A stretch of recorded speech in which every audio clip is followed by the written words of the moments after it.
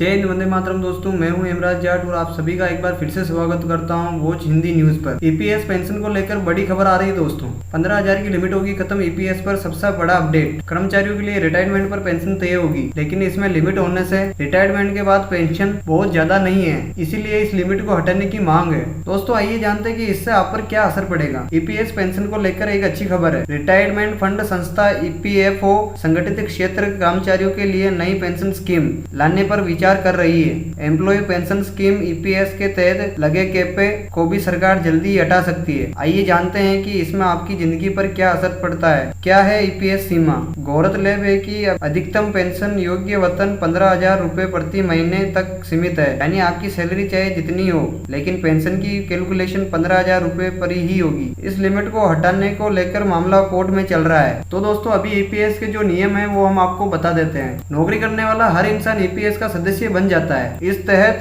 कर्मचारी अपनी सैलरी का 12% हिस्सा ईपीएफ में देता है और फिर इतनी ही रकम उसकी कंपनी की ओर से भी दी जाती है, लेकिन इसमें एक हिस्सा 8.33% ईपीएस में भी जाता है। लेकिन 15,000 रूपए की लिमिट के कारण कुल पेंशन 15,000 का 8.33% 1250 रूपए होता है। जब कर्मचारियों को रिटायरमेंट होता है तब भी पेंशन की गणना करने के लिए अधिकतम वेतन 15,000 रूपए ही माना जाता है। इस हिसाब से एक कर्मचारी ईपीएस के तहत अधिकतम पेंशन 7,500 रूपए ही पा सकता है। दोस्तों, अब हम आपको बता देते हैं कि पेंशन की कैलकुलेशन कैसे होती है। एक बात जरूर ध्यान दें कि अगर आपने ईपीएस में योगदान 1 सितंबर 2014 से पहले शुरू किया है तो आपके लिए पेंशन योगदान के लिए मंथली सैलरी की अधिकतम सीमा 6,500 रूपए होगी। 1 सितंबर 2014 के बाद अगर आप ईपीएस से जुड़े हो, अधिकतम सैलरी की सीमा 15,000 रूपए होगी। अब देखिए कि पेंशन की कैलकुलेशन कैसे है। मंथली पेंशन योग्य सैलरी एक्स ईपीएस योगदान के साल 70 ये मान लेते हैं कर्मचारी ने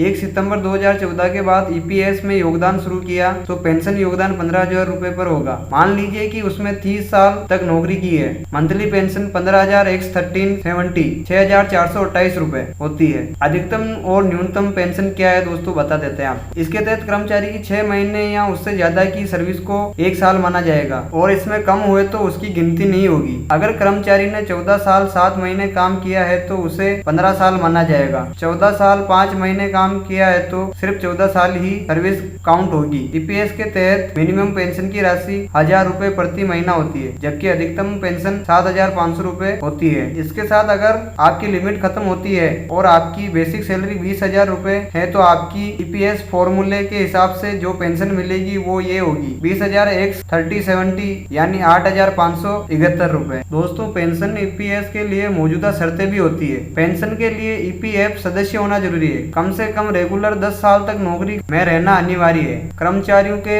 58 साल के होने पर मिलती है पेंशन। 50 साल के बाद और 58 साल की उम्र से पहले भी पेंशन लेने का है विकल्प। ध्यान रखें कि पहले पेंशन लेने पर कटी हुई पेंशन मिलेगी और इसके लिए आपको फॉर्म 10D भरना होगा। कर्मचारियों की मौत होने पर परिवार को पेंशन मिलती है। सर्विस हिस्ट्री 10 साल से कम है तो उन्हें 58 साल की आयु में पेंशन अमाउंट निकालने का ऑप्शन मिलेगा। तो दोस्तों, ये थी ईपीएस पेंशन से जुड़ी बड़ी खबर। अगर आप ईपीएस से जुड़ी और भी खबरें जानना चाहते हैं तो दोस्तों आप हमारे चैनल को जरूर सब्सक्राइब करें। अगर ये वीडियो अच्छी लगी हो तो इस वीडियो को लाइक जरूर करना। सब्सक्राइब करने के बाद दोस्तों बेल आइकन को भी ऑल पे प्रेस कर देना, ताकि हम जब भी नई वीडियो लेके आए तो आपके पास सबसे पहले नोटिफिकेशन मिल जाए। तो दोस्तों, मैं लेता हूँ आपसे अलविदा। तब तक के लिए जय हिंद, जय भारत।